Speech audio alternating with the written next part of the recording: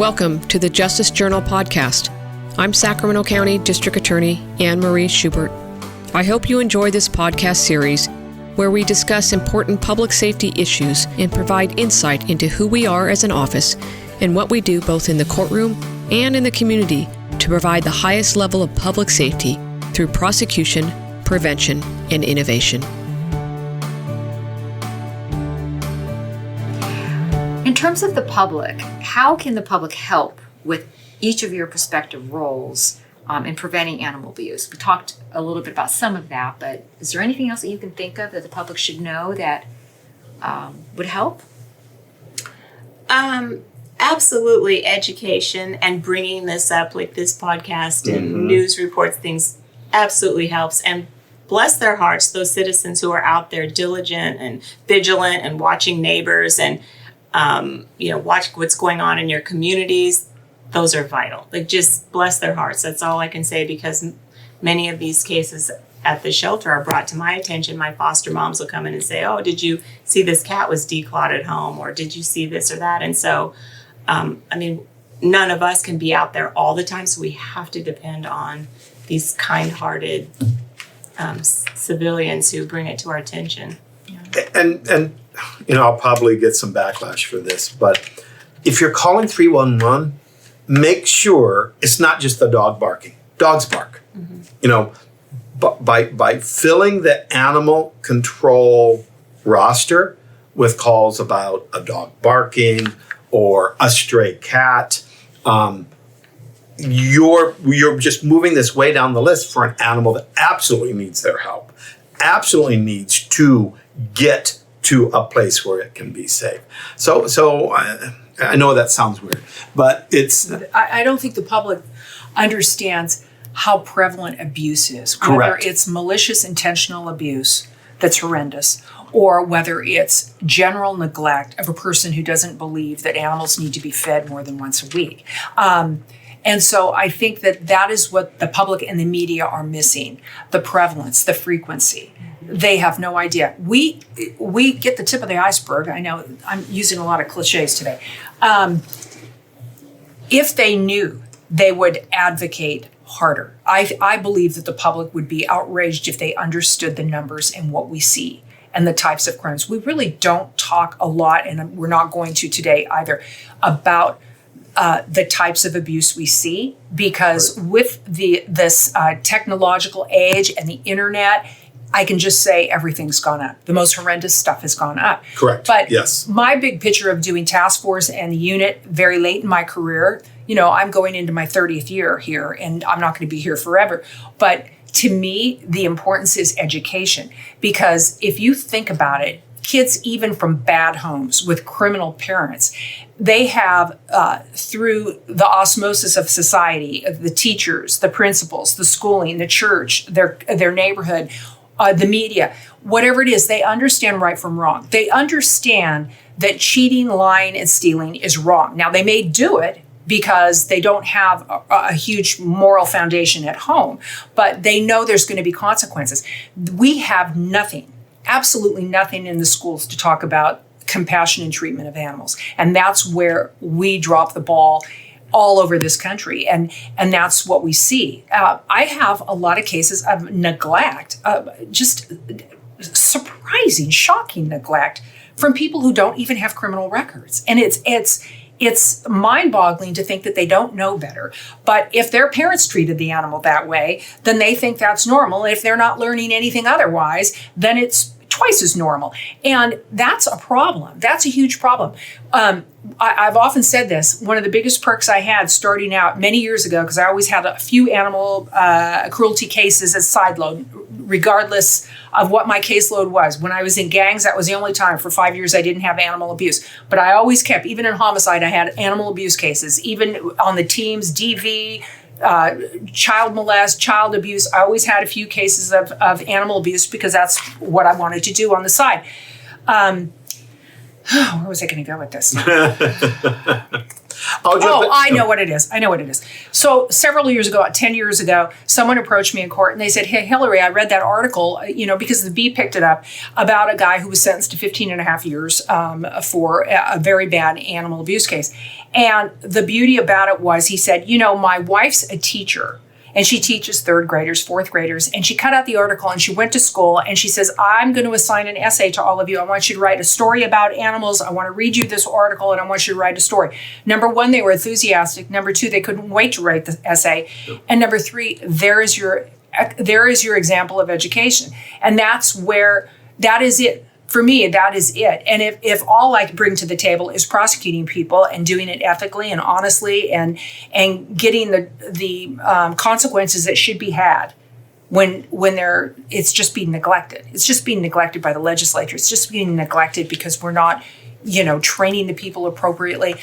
If the ball's getting dropped, that's the only thing I can bring to the table, then that's it. Then it's all about the education. It's not so much about, conviction stats and all the rest of the stuff. I mean, it's...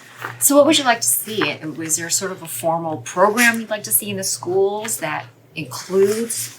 I'm going to jump in because we are educating in the schools and we're working to do humane treatment education in the schools, except we have to be invited in. It's not part of the curriculum. Yeah. So we hit some schools. We don't hit all the schools. We hit some age groups. We don't hit all the age groups. We run a summer camp that we bring kids in where we try to emphasize humane treatment, but also spay, neuter, and all these things that lead to to preventing the problems before they start. But unless it's valued in the schools, unless it's part of really sort of, I hate to use core curriculum, but part of your core curriculum is, you learn it in kindergarten, I did, is how you treat each other, right? But unless you start with how you treat animals, because again, how you treat animals is ultimately how you treat people. There is zero deviation from that line. If you are physically abusing animals, you will physically abuse people. If you are emotionally neglecting animals, you will emotionally neglect your parents, your family members, the disabled. All of that holds true. Mm-hmm. So that has to be part of what we talk about when we talk about education. And like you say, you learn that you can't lie, steal, and cheat, but you still do it. But in the back of your mind, that's wrong. Right. But if I treated animals the way my family treated them, always on chains, always in the backyard, all the food they ever got was table scraps. And if there weren't a lot of table scraps, they didn't get a lot of food. That was the 60s. That's the way it worked. Does not make it right. Mm-mm. But if I'd never learned anything else, that's what I would be doing. Mm-hmm. Makes so much sense when Hilary says, sorry, I'm jumping in here, that chain of familial treatment, I guess, is very difficult. You have no idea how many times I've heard, especially 25 years ago, but still today, well, animals don't have pain and animals don't have emotion. And so this is carried down generation to generation. What do you mean animals don't have pain? They're vertebrates. They have, very sophisticated neurological systems. Don't even get me started on that, because absolutely scientifically they have a neurological system. They have pain. Emotions, I don't know, we can anthropomorphize here, but I happen to believe the research is coming out all the time now about emotions in elephants and cats. And so, well, they have dogs on Prozac, so they clearly have emotions. So you pass down that information that your, great-grandfather, your father, your grandfather, they all say animals don't have pain or don't have emotion. They're property. You can treat them like a lawnmower. That has to stop. It's huge. It's frustrating because you meet people in our business that you like very much and respect very much, and then you find out that, on their free time, they're doing various things that are incredibly painful for animals, and they're teaching their grandchildren. Or just the discipline of them. If he wet the floor, so I rubbed his nose in it, and Still happens today. Broke his leg doing it, or I didn't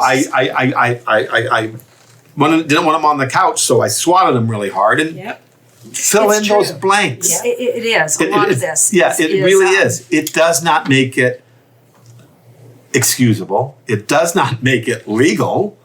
And it does not mean that there aren't consequences for doing that. We just need people to understand that. There are consequences for this. No matter who taught you that this was okay, it isn't. Not. And who tells that person, gee, you're ignorant? That's just not something we do. That would be a rude thing to say to a person.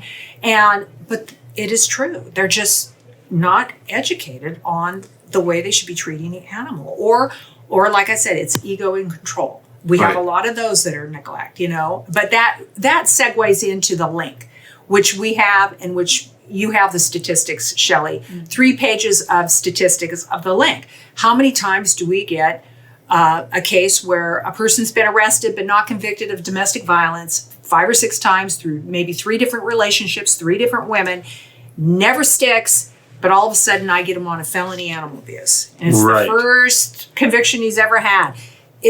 That's part of it too. So if they didn't grow up abusing animals and then translate it into abusing people, they see the animal as a tool to control that person. If you don't do this, I will hurt your cat. If you don't do this, I will kill your dog. If it's an emotional hostage, and this hostage always suffers. And we've had that for years in our domestic violence. My gosh. I mean, I remember that when I first started out. We've had cases of that. So You talked about doing things like rubbing a dog's face in if they had Which is what I learned as a kid. But which is bad. Which is bad because it makes no sense to the animal. There's no connection. And if you think that on the 4th time the guy's just going to be doing that again, he's not. He's going to. It's going to escalate. Can you talk about the different levels of intentional abuse, neglect? When does it come to a point where it's prosecutable versus someone just needs to educate that person or someone just needs to be told about that? Because I think there's many levels of what we all see is someone who's either not paying attention to their dogs, even though it looks like they're taking care of them in terms of they're feeding them, they're giving them water, but not really paying much attention to them. And so I'll jump in as a layman and just say, back to your 311 calls, this dog is barking. So the dog is barking. Can you figure out why that dog is barking? Is it barking because it's on a chain in the backyard? That's illegal. Is it barking because there's no food or water and it's hot and it's literally a cry for help? That is illegal. That is neglect. Is it barking because it's a German Shepherd and they bark? That's not illegal. You may not like it. You can talk to your neighbors about it. You can throw squeaky toys over the fence. So you have to use a little bit of common sense in here. It's not illegal for a dog to be outside 24/7. That's not illegal. We have to provide shelter, we have to provide water, and we have to provide food. Now, dumping a bag of food in the backyard and going away for the month, that is not legal. That is neglect. You have abandoned that animal because anything could happen to that animal. what about if it's really cold or really hot? Still okay? The law requires you to protect your animal from the weather. Adequate housing. Not just snow. Right. We should have a dog house. We Right. take dogs where we've told people. I'll tell you, animal control mediates and educates and Every gives day. them a chance and another chance and another chance to do the right thing. And then they'll keep coming back if that call is still in the queue. And at some point they have to say, well, I've given you so many chances and now I'm going to seize your animal. Here's your post-seizure. And they move on to the next process. And if it means bringing a case in, it does. There are many statutes in the penal code that don't rise to the level of a misdemeanor or felony. And I mean, there are different levels of things. Some of those things result in a citation and infraction that goes out to Carol Miller. Some of them are misdemeanors that come over into our misdemeanor bureau. I file those. And then some, of course, result in felony convictions. Wow. But I mean, if you were to ask what can we do better or, and go from there. And, I could get criticized for this. I am a vet, but I honestly believe what we do to animals, our pets who are in our captive situation, we should think about what we would do with our toddler. Like, would we leave our toddler in the car for 8 hours in a hot car? We all know, no. Would we leave our dog in the car for 8 hours who also has a fur coat on? The answer should be no. I mean, would we put a choke chain on our toddler because he's running around, in the living room, opening and closing drawers and getting into trouble? No, we wouldn't put a choke chain on him and hang him from it. But we do this to our pets. So, I mean, I'm just saying, anthropomorphizing again, a dog or a cat needs the same kind of attention. In many cases, they need good nutrition. They need protection from heat and cold. They need some love and bonding. Like, I'm sorry, but treat them like you would your annoying little toddler. Why the hell do you have them? If you're not willing to invest emotionally in this animal, then do everyone a favor. Give it to someone who will. Bring it to me and surrender it. Yes. Right? Exactly. That's the education. That's the education honestly, they're a lot of work. It's a lot of work. Oh my God, yes. We are saturated. We have a surplus that's incredible. And I'll tell you, they're going right out the door, and there's not a good enough vetting process. There's not a good enough vetting of where they're going, the yard they're going to, the fencing they're going to. You're taking self-reporting on an adoption process. And when you have so many, and there's so much pressure on live release versus, bringing down, keeping the euthanasia rate down, and on and on and on, as a result, they sometimes go to people they shouldn't be going to. But let me ask you, Hilary, isn't it the legal definition is a pet as a property?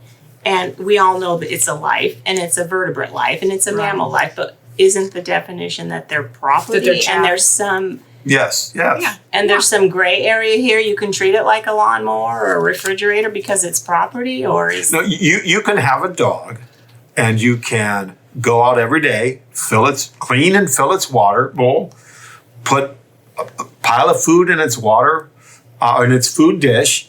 You don't have to pet the dog. You don't have to speak to the dog, and then you can go back in. That's right. And the garage door is open, so we can go in and out. You're not breaking any laws, but I don't understand why you have a dog. I don't understand why they would either. It's like it's a lot of work because they feel they have a right to have it. Because everyone else has it. They've always had dogs. It's protection. Now it's an ugly adult. Yes, an obnoxious male that's not neutered. You got this little rabbit at Easter. Yeah. Don't get me started on rabbits. But I think mostly the animal control here is we have it for protection. Right. It's not really, we don't consider it a pet. Or the one inside is our pet, and this one we have for protection outside. Yes. Yeah, that's what we hear. The big one's for and it's constant. And the dog's going to go up and lick anyone who shows it any amount of affection. That's your protection. Yeah. You might as well keep all your cash next to the dog treat bowl, because that's where he's going to take it. Right. It's a complicated thing, and it really is about the education and about understanding that no matter what the law says about being property, it's a living being. It needs, every living being needs some interaction with another living being. And that's what the case law is. The case law is generally, they acknowledge, yes, this is chattel. This has been historically, traditionally considered property. What's the word you're using? Chattel. Chattel. I've Yeah. heard of that word before. It's a biblical term. Actually, it comes from there. But yeah, the case law, they understand. They get it. But we can only work with the laws we have. Correct. So what can the public do? Well, if they're outraged and they have an affinity or not, they can call their representatives, their legislators. If all they're doing is calling animal control, that's not going to change the law. Okay. Correct. If all they do is vent to me, then that's not going to change. They need to pick up the phone and speak to their legislators. What's the most significant law we should add or change, Hilary? I was just going to ask that question. I figured you would, but I jumped in. Short of revamping some of the wording that's so old and so hard to figure out and relies on case interpretation and years of case interpretation, two things. Number one, the punishment. Mm-hmm. I don't think there's anyone that feels that the punishment is adequate. No. For the horrendous things. 3 years is the max for any felony. If the person uses a stick or a bat or there's a weapon use, then that'll add 1 year. Okay, so that's the very, very max. And you can't offer that because the person's going to say, well, hell, I'm going to go to trial with my free legal representative. And the most you're going to get is 4, lady. So, and that includes cases with torture and all those things all of it. too? All of it. Unless you have multiple counts. Multiple counts. And even then you're not going to get, it's not 4 years plus 4 years plus 4 years. It's 3 years max. A third of midterm would be your next count. A third of midterm, which is 8 months, on the next count. So, and you have to have a judge and a probation department write a report. We all know in this business how this is done. So you asked. I say punishment. And I say when the crime clearly, by all senses, by all parties, politically, feels it should be a felony or a wobbler, they should not hesitate to make it so. We advocated last year, this year, started out last year advocating that sexual assault with an animal, which is only a misdemeanor in the penal code, should be a wobbler. Misdemeanor. That is unbelievable. I've had 3 or 4 cases just in the last, 18, 19, 20 months, okay? It has to be filed as a misdemeanor. The only way I can get a felony is if I charge felony animal abuse and I can show pain or suffering, and you can't always show it. That's a lot of, it's a very high burden. It would be so much simpler if sexual assault with an animal would be a wobbler. We tried to author that. We tried to sponsor that. We had everything moving in that direction. It couldn't even get out of the first committee. And if you don't care about... Well, they gutted that part of it, I should If say. the public knew. The public would be shocked. Oh my. And to go back to this is what we absolutely know, is that if you are sexually abusing animals, 1,000% you are going to transfer that to people. And those people are going to be children.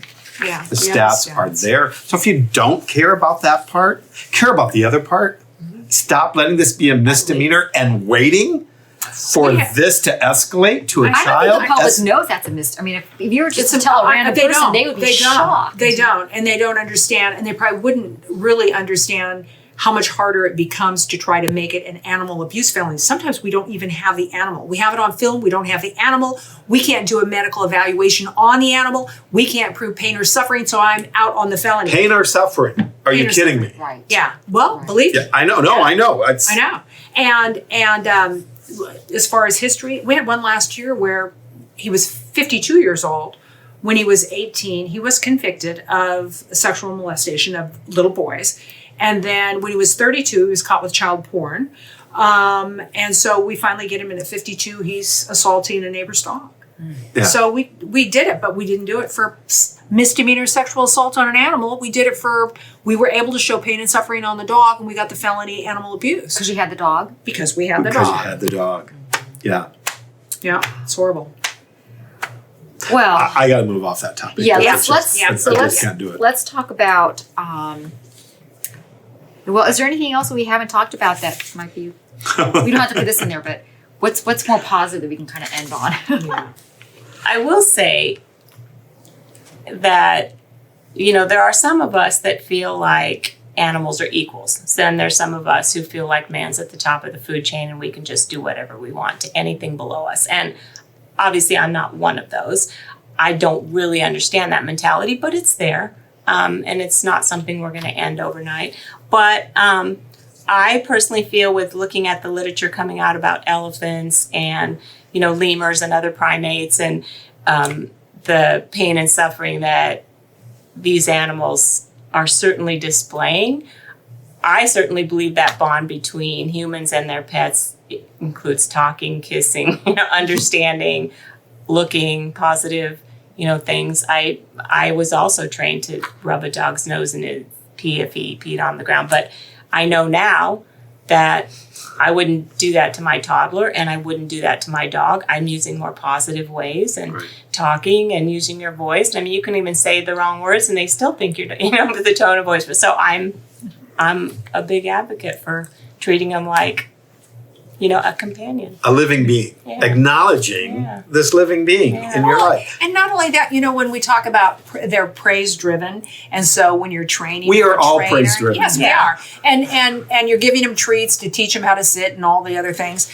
That's how I trained my husband. It still works for me. There's a bowl of candy in front of me, Right. and you ask me any question, I will answer it for another piece of candy, please. But I noticed on the line of talking, I talk and baby talk and the whole 9 yards with everything. More so with my animals than my kids, but Oh, yeah. the more you talk to them, then when they do something wrong and you raise your voice and you're using a harsh voice, they know exactly they've done something. You don't have to be rubbing their nose in anything. I just pick up the shoe, which is not a weapon, it's the victim, and just say, Oh, the victim. Who did this?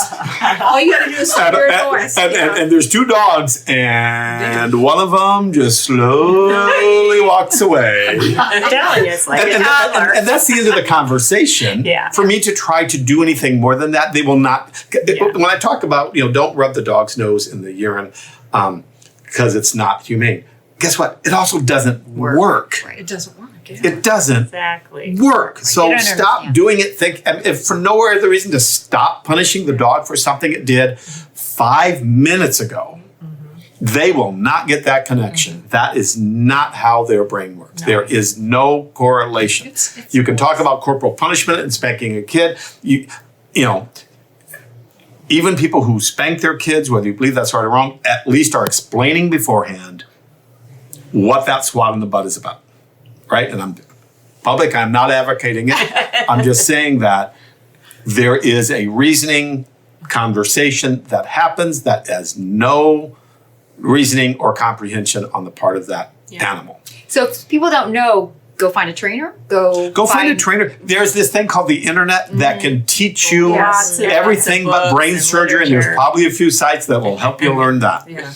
There are so many. There's so many positives, or at least neutral ways. I'm working on getting my dogs to not get on the couch. They've been on the couch since day one with us. I'm tired. I'm tired of having to dry clean the couch. Some people say, shame on you, Kenn. The dog should be allowed on the couch. You know what? No, I don't want the dogs on the couch. They sleep on the bed with me. That's fine. The couch needs to be the couch. But they don't get in trouble when they get on the couch. I just give them a reason to get off the couch. I call them over to me and give them a treat. And as they get off, I say off. But I say, come here, sweetheart. They start to get off. I'm like, off, good girl. And then they get a treat. Yeah. If they don't get off, they don't get yelled at, I go over there, I pet them and say, come on, let's go. And we go do something else. So the expectation is when they get on the couch, they immediately need to go do something else. That will take time and we will get there. My shoes are suffering as retribution. And, I'm sorry, I'm not anthropomorphizing. It's not my partner's shoes, it's my shoes that are ending up the victims here. I have no problem with that. But I know that it's a long haul transition for them. It can't happen overnight because I can't say, you know what, girls, I would much prefer that you not get on the couch because they will hear, ma, ma, ma, ma, ma, ma, ma, treat. That's right. Any closing thoughts? I've had pets all my life except the times when I couldn't or shouldn't have pets. Couldn't because I was in a small apartment in San Francisco. Right. That didn't allow pets, nor did I think it was fair for that animal to be in a small I apartment in could San have one, but I don't Francisco. think it'd be fair to it. So Exactly. I just don't Exactly. Or when things were going on in my family life that I had an animal and I needed to rehome it, and I turned to an organization and surrendered that animal. And just said, I love this animal. I still love him. I think about him often, but I also know that the situation that I was in precluded me from giving him the care that he needed because I was so focused on the care of the family members. And I love what you're saying because so many, as we know, kids will get, iguanas or bearded dragons or little cute bunnies or little chicks. And then, they grow out of that in a week or two. So I appreciate that you can see ahead and say, I'm too busy for a pet. I can't treat it right. So I'm just I not just wish home. other Right. people would say the same thing Right. about cute little chicks and cute little bunnies and little exotic pets that you can find at the pet store. Just don't get it. But like you're saying too, understand that those are going to grow up, and as they grow up, that they require more care. Right. You A have lot to more understand what care. you're getting into. Exactly. And an easy way to understand what you're getting into, foster. Oh, yeah, that's good. Foster a I cat. have Foster a plenty of dog. fosters for Dr. Scott is probably Contact desperate me. For fosters I'm the because cutest, gives you that warm fuzzy fix for a week or two, and then you're done. You get it. Does SPCA, do you have a foster program? Absolutely. We have I guarantee you every animal organization has a foster program of some kind, whether it's bottle baby feeding for neonate kittens, whether it's recovery for an animal like a dog who's got a broken leg that's in a cast and just needs to be kept quiet. those are the fosters we absolutely need. My partner keeps saying, why don't you ever bring home like this little Labradoodle who I can play with? I'm like, because he doesn't need fostering. He'll get home in 2 seconds. So yeah, I'm going to bring home, the blind, toothless Pekingese who needs to be held, and I have to carry outside to go to the bathroom and might have an accident. That's going to be my foster because that's the one who needs my help. Yeah, exactly. Funny. Hilary, any? Oh, I don't know. I just think that, I just hope that the public doesn't get frustrated in calling an agency and not getting a response. And then the following day, they see that the same thing is occurring, let's say with a neighbor or someone down the street, and they just give up. I don't want them to give up. Right. And I want them to know that, as long as they are out of harm's way, they can take pictures. They can take films. If it's in plain view, and continue to call. And if you are not getting the answers you want or no one's coming out, ask to speak to a supervisor or call someone who can call that agency for you and speed things up. Yes. I don't want you to just stop. Don't give up. And there's so many cases where we don't have a lead, and that's when we turn to an agency like the SPCA and a few of the other nonprofits. And thank God they're willing to put up reward money on cases. I had one where $17,000 went out to a woman who reported it. Wow.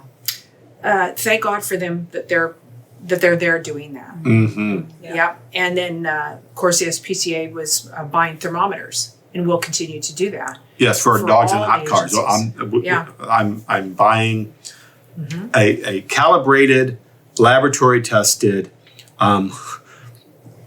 certified thermometer to issue to every animal control officer in Sacramento County, so that we're all using the same equipment the same way, and there's no mistake of saying, well, you didn't use a calibrated thermometer. Actually, we did. What do they use a thermometer for? To insert into the car to test the ambient air temperature. A lot of times you're using those little radar guns that you have at home for your oven.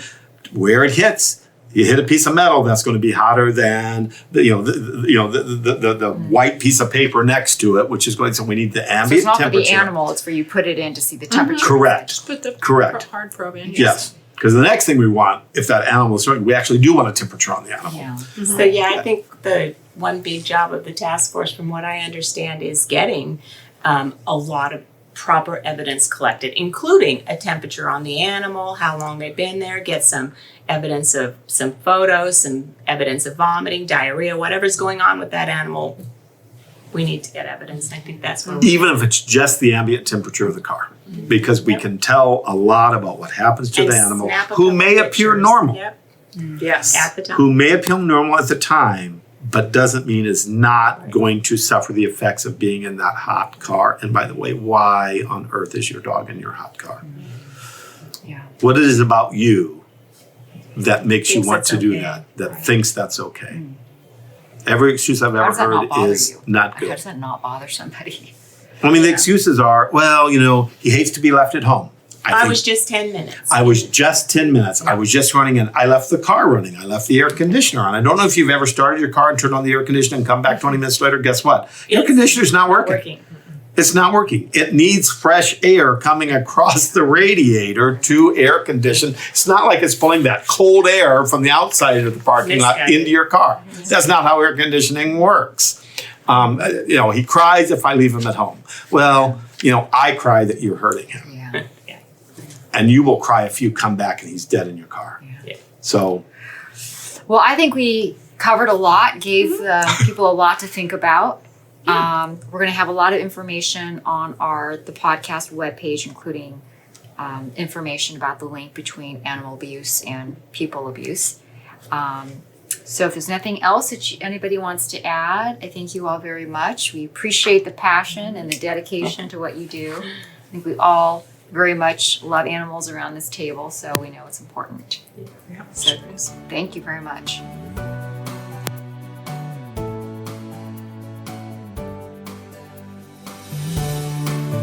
Thank you for listening, and I hope you enjoyed this episode.